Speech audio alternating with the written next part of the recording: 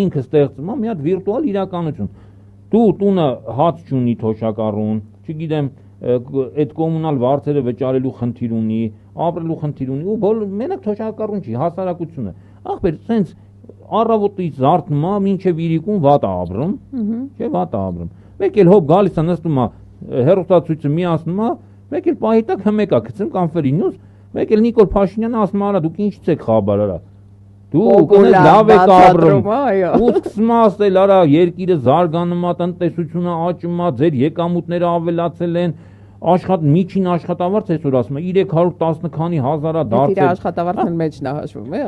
հա, ես մի անգամ ասել եմ, Զարա ջան, եթե ես ստանամ 10 դրամ, 10,000 դրամ։ Իսկ Ռոմանոս Պետրոսյանը ստանա 5 միլիոն 200,000 դրամ, չէ, Ռոմանոս Պետրոսյանը, ես չեմ կարող այդքան ստանալ։ Դու ստանաս, լավ, մի Ռոմանոս Պետրոսյանը ստեչի։ Դու ստանաս 5 միլիոն,